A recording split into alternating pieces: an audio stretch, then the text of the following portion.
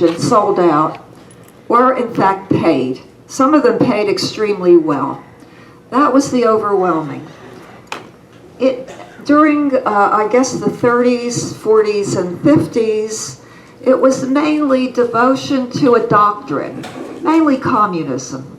It's hard to remember back to the 30s and 40s when the Soviet Union commanded such devotion.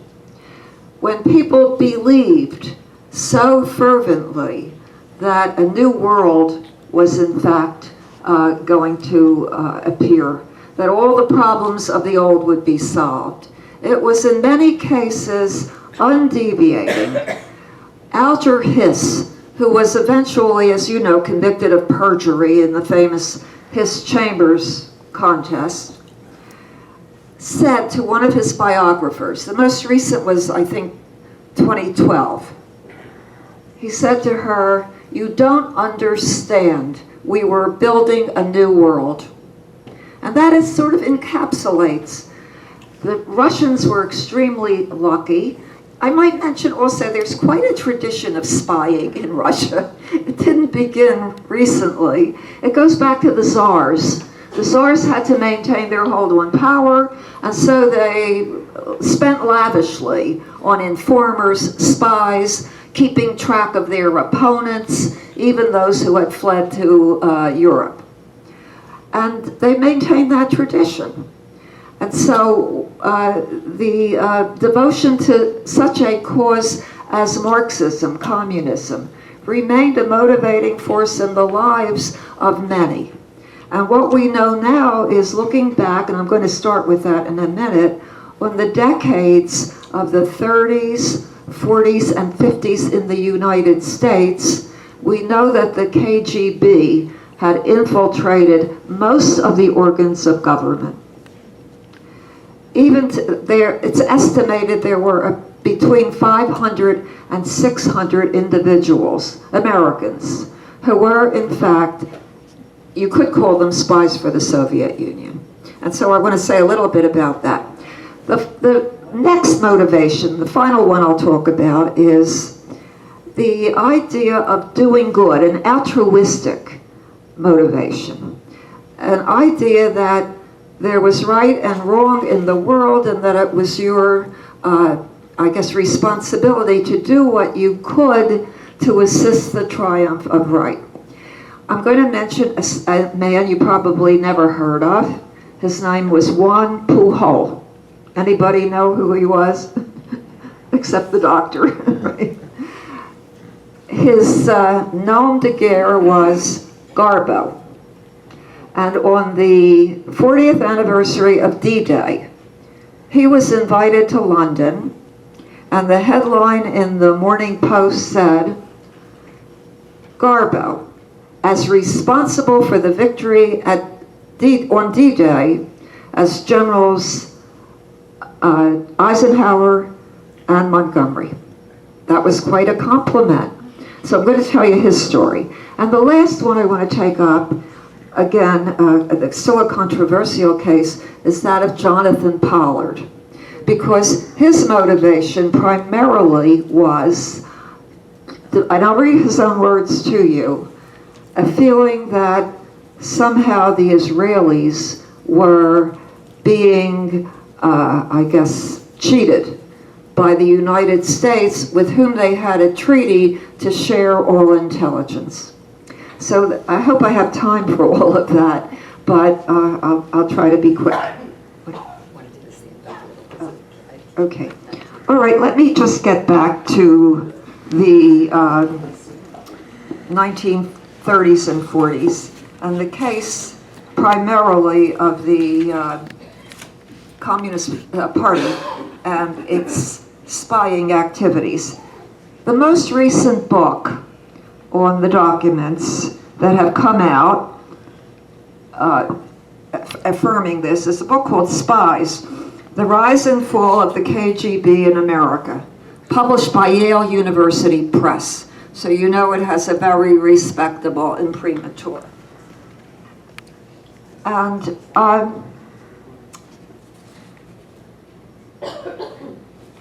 the communist presence in the United States, apparently the Communist Party never exceeded 70,000 people. And the majority were working class people, stevedores, bricklayers, garment factory workers, and so on. And the majority were not spies. But in addition, there was an attraction to an intellectual core. And in many ways, these individuals were the ones who were charged with infiltrating the government. Infiltrating the government and influencing policy. It was not just a matter of stealing secrets. It was also a matter of infiltrating the government and influencing policies. So that remained an essential part of its mission. The 1930s was a banner year for recruitment because of the economy. In the 40s, of course, the war had made us allies with the Russians, and so that also attracted a number. We know now that as early as 1943, the government, let me just read you something. There's a spy museum, an international spy museum in Washington, which is very interesting to visit. This is what he said. This is a quote from him. He's the curator. The apogee of espionage was the Cold War. The U.S. and the USSR had no intention of destroying all life on Earth, so the likelihood of an all-out war was very low. However, neither side was willing to cede an inch to the other, so the fighting was done through intelligence agencies.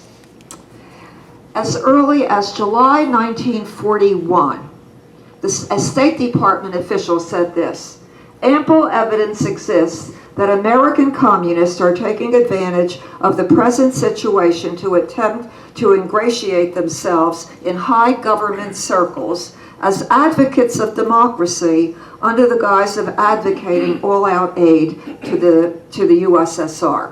That was July 41. That was about the time when the German invasion began and the Russians had become a more popular cause. Whittaker Chambers, who was the first, I guess, to blow the whistle, he had been a devoted communist for many years. He had left the party over the pact with Hitler, the Nazi-Soviet pact. He had left, and he had begun warnings about what was happening.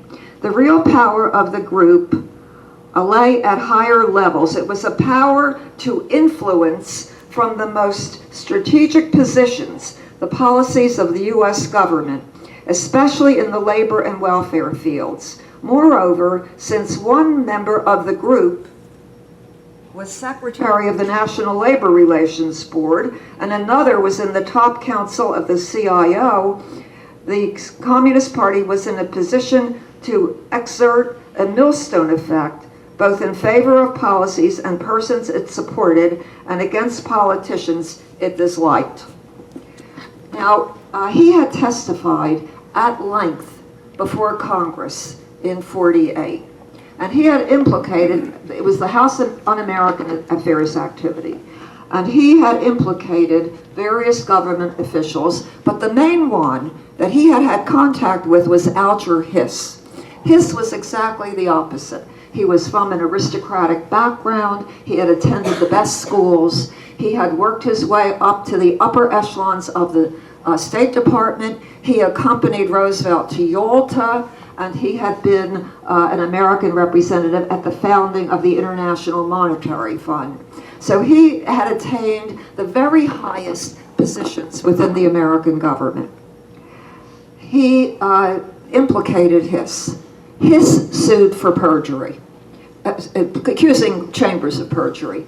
There were 2 trials. At the second trial, Chambers produced letters from Hiss that had been he had hidden against the day when he would have to produce them. The FBI testified that they had been written on Hiss's typewriter. Hiss had no defense against this. He said, somehow he got into my house and used my typewriter. Not much of a defense. He was found guilty of perjury. Sentenced, I think 6 years. Now this was really the opening salvo, because simultaneously, as I mentioned to you last week, the most guarded secret in American history may have been that they had recovered the Russian codes. And that was due to a clerk in Canada, Guzenko. In 1945, he was ordered back to Moscow. He didn't want to go back to Moscow. He liked Canada better. And so he decided to desert. Went to the Canadians, was turned over to the American embassy, gave them the Russian codes. They were supposed to be impossible to crack, but with the code book, it was much easier. So this was in 1945. They began an attempt now to decipher the codes. They designated a girls' school, an empty girls' school in Arlington, Virginia, Arlington Hall it was called. And they brought in top echelon mathematicians. The head decipherer was a man named Merrick Gardner. I have to check the name. He had assisted in the breaking of the Japanese Purple Code. He was an extraordinary individual.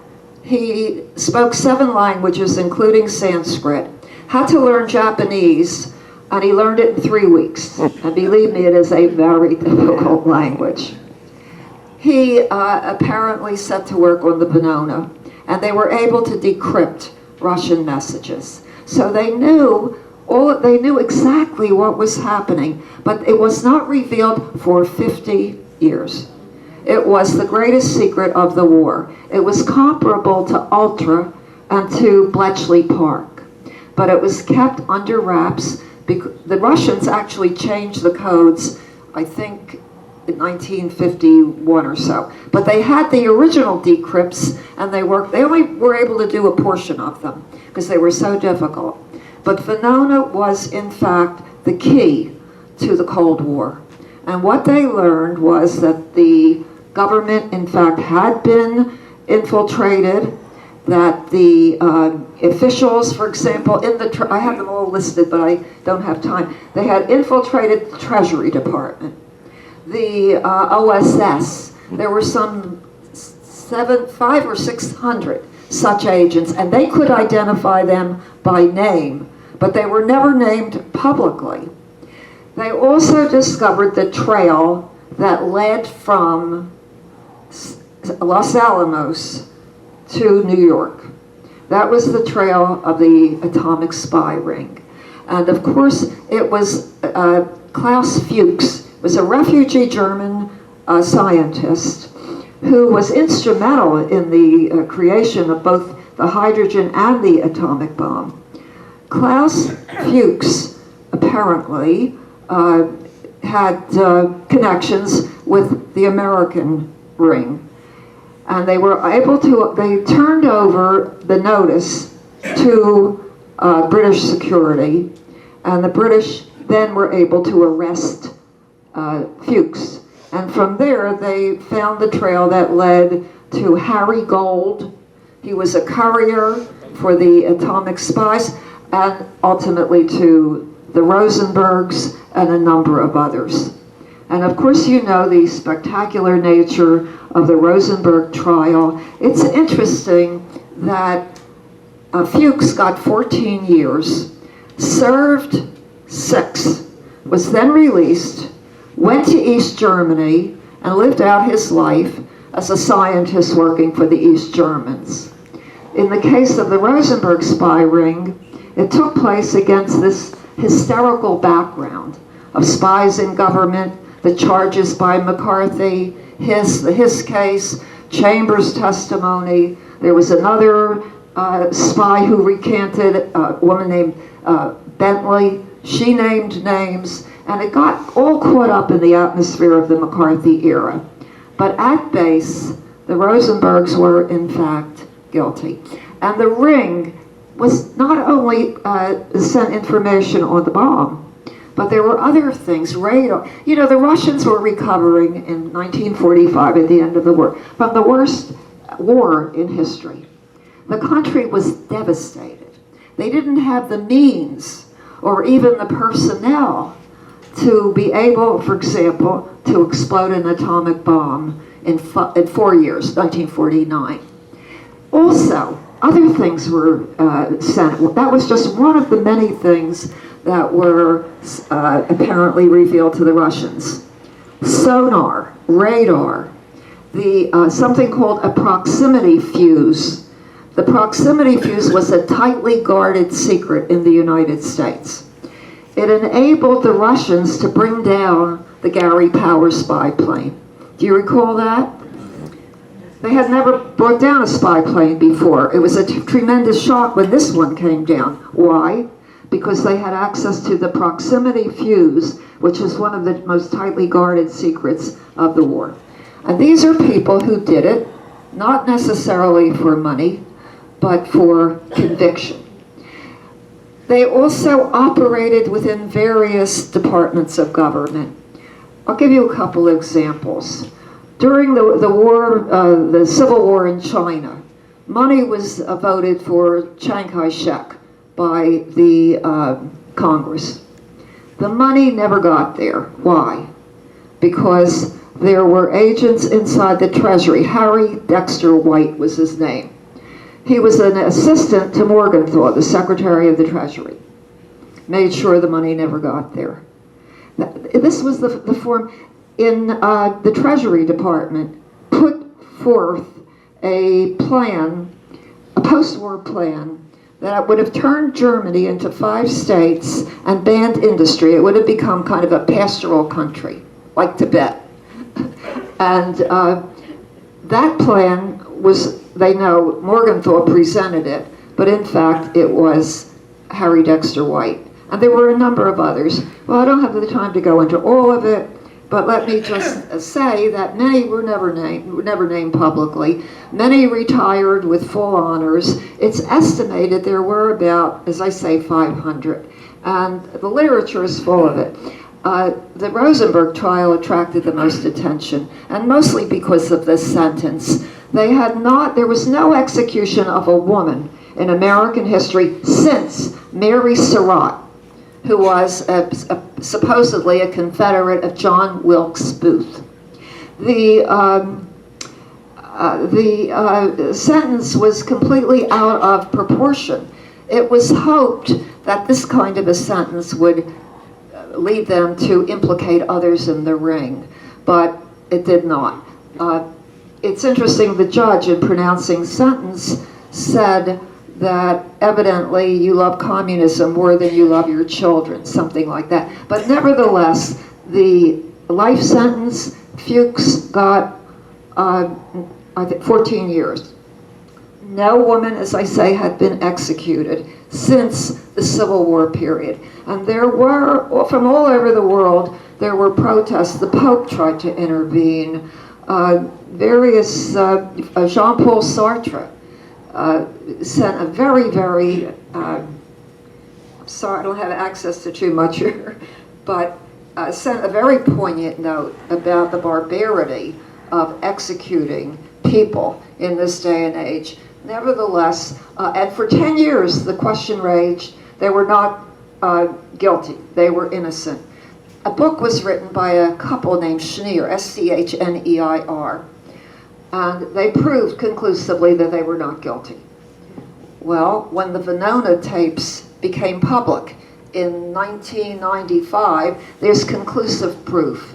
And so they had to revise the book. They said they were sick, they were angry, they were betrayed, but they wrote a revision to the book, and they claimed, well, he was a spy, but he wasn't an atomic spy, and she was not. She was innocent. And of course, the publication of these secret tapes from Venona which finally appeared, as I say, in 1995. They're not all released yet, but they changed the whole debate. And we know the names of the agents, as I say, in each department. Some went to Europe, a man named Field. Just a book has just come out about him. But there was really, this was Soviet espionage. After the Soviet Union became, the Russian Confederation, several Russian agents at the very top level left the country. One was named Mitrokhin. He had been a KGB officer, and over the years he had copied a lot of the documents. He brought them to England. There's a book called the Mitrokhin Archive, which was published in the 90s. A second book by a man named Vasiliev, again, a KGB operator who copied and brought over many of the documents. So we are faced with the fact that the espionage, and they've just about admitted it, just come out and admitted. I guess now they seem to be up to their old tricks, although it's not atomic secrets apparently that they're after, but the personnel of the Democratic National Committee. But don't they say life repeats itself? It's first tragedy, then it's farce. Okay. All right, now I have so much to say, but as I say, they had to admit that Communist Party leaders were involved in the recruitment of members for espionage. I'll just read a conclusion. The newest book on espionage during World War II and after is by a historian named Max Hastings, very well respected. It's called The Wizard War. And this is what he says in it. The Soviet Union exploited the open society to sponsor espionage inside the United States on a scale unmatched by any other nation. The 1950s allegation of Senator Joe McCarthy, who promoted a witch hunt and a climate of hysteria and paranoia, were unfounded against many individuals, but had substance in the generality. And apparently the conclusion is that the KGB stations in the U.S. produced an extraordinary amount of vital information. The technical data, the scientific data that they sent to Moscow saved the USSR untold amounts of money and resources by transferring American technology, which enabled it to build an atomic bomb and deploy jet planes, radar, sonar, artillery, proximity fuses, and many other military advances long before its own industry, strained by wartime damage, could have developed them. Sources in the American government gave the Russians an unprecedented window on American diplomatic, economic, and political development and plans. The evidence is that Soviet espionage in the United States changed history. All right, I'm going to stop at that point. Is there any question about some of this? Yeah, I have a question. Were the Rosenbergs, especially Ethel, was there any anti-Jewish? Well, I want to, you're a historian. Yes. Is there any evidence to show Yes. that there was anti-Semitism that was involved? That was definitely a part of the atmosphere at the time. I know at the time. And it's interesting. I'm talking about the people who did the investigating and charging. Who were investigating and charging. I don't know if you could say that the evidence was so clear cut, according to the according to the data that they had. But certainly the severity of the sentence. It was the judge himself was Jewish. The jury found them guilty, and he never confessed. He did confess to minor things. He admitted he was a Communist Party member. He had been discharged from the U.S. Army for his activities, but undoubtedly that was a part of the post-war atmosphere, because many of the so-called infiltrators, spies, and so on, were Jewish. They had an attraction for Marxism that they brought over maybe from the old, their parents, because of the degree of persecution that they had experienced in Russia during the Tsarist period and even in the revolutionary period. So there's no doubt. That was also a factor in the Pollard case, which I hope to come to in a minute. Okay? I've got a second question. Do you see any comparisons between that era, which was basically espionage that you're talking about, and what we see today with Trump and Putin? As I said before, history repeats itself. That's why I asked. The first time it's tragedy, the next time. I mean, it's very difficult to make it. We're dealing with life and death issues. We're dealing with technology, with the atom bomb, the hydrogen bomb, the infiltration of the government. Many of these agents, in fact, went to Europe with the FBI hot on its trail because of the Venona transcripts, and then confirmed in the 90s by the Russian documents themselves, and the Russians themselves have apologized. Medvedev, who was briefly president between Putin terms, I have a quote from him. He said, we did some very unfortunate things, and virtually confessed this was a massive transfer of technology which enabled them to pursue a policy based on possession of the bomb. The only two countries that had it, all right? I just finished a book by Julian Cannon. I can't hear you. I said, I just finished a book by Julian Cannon called The Last Hour, and they had proof the hour before the execution that Ethel was innocent, but they wouldn't hold up the execution. Well, her brother testified against her, Greenglass. He was the one who sent, there's the crucial part of the espionage was a lens that set the bomb off, apparently. And he was the one who sent her own brother testified. She apparently was mainly typing material. And possibly they sentenced her as they did in the hopes that that would lead him to break and reveal more about their activities. But it's interesting that she never broke either.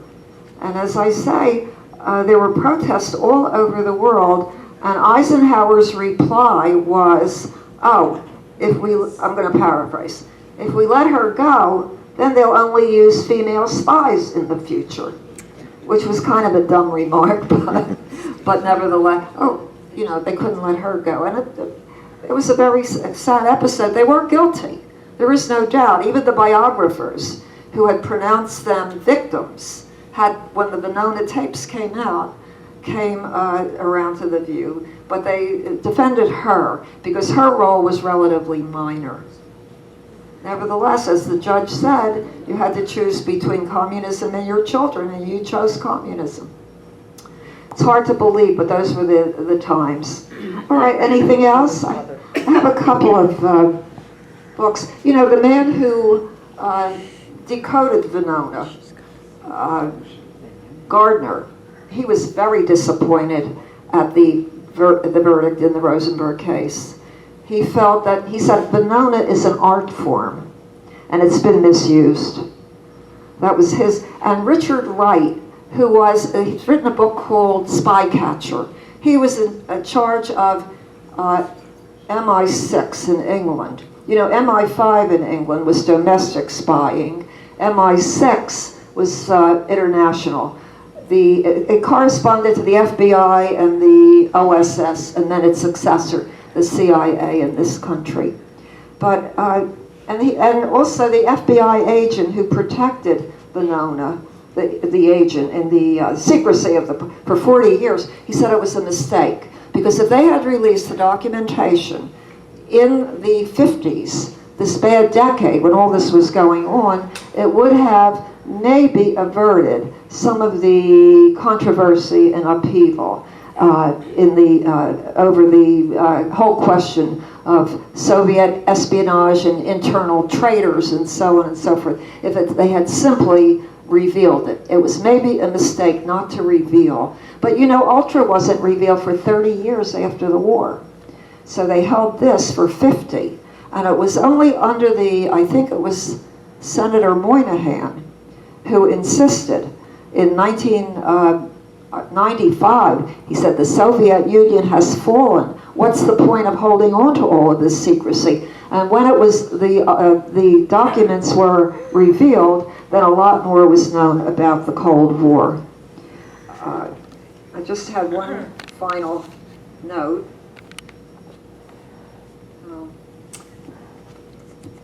I'm sorry, it's not ideal here. Yeah. Okay, I'll find it later, I guess. Okay, now I want to go on to someone you never heard of, but he was a very important individual in the history of espionage, and that's a man named Juan Pujol. I know no one's ever heard of him, right? Okay, so he is a man who didn't spy for money and didn't spy because he was devoted to an ideology, but he spied because he had a sense of right and wrong. So any more questions before I leave this? Now, it was a very fractured period in American history, but it's interesting that Truman, who defended most of these individuals who were named in the various probes, he put in motion all of the, activities of that era devoted to controlling what they considered to be the communist spying machine. So the loyalty oaths and the restrictions on foreign travel, all of that were introduced by Truman in the late 40s. Because although it was a time of contentiousness in American history, he understood that the danger was real. Okay, all right, now I'm going to move on. So now you've heard about greedy people and communists, and now we're going to talk about a couple of people who spied for what they consider to be noble causes. All right. And I'm starting with a Spaniard, an unlikely spy named Juan Pujol, a Spanish farmer of all things. He was named by the British. His British name was Garbo, because he was such a great actor. He has written about his life and times, apparently came from a very well-to-do family, ruined during the Spanish Civil War. The war between fascists supported by Hitler and Mussolini and the Spanish Republicans, who were mainly supported by George Orwell, nobody else. Okay, a handful of volunteers. He was very influenced by his father. He taught me to respect the individuality of human beings, their sorrows, and their sufferings. He despised war and bloody revolutions, scorning the despotic and the authoritarian. So, influenced by his father, I loved liberty, tolerance, and religious liberty. On September the 1st, 1939, the war began with the German attack on Poland. He labeled Hitler a maniac, an inhuman brute. About the invasion of Poland, he said this, "I am not Jewish or Polish or French, but I felt the pain of the Jews and the Poles and the French." So, okay, that was one of the good guys, right? On the war, the Aryan race, about the dogma that the Aryan race was superior. That is a diabolical dogma. I must make my contribution toward the good of humanity. Good impulses.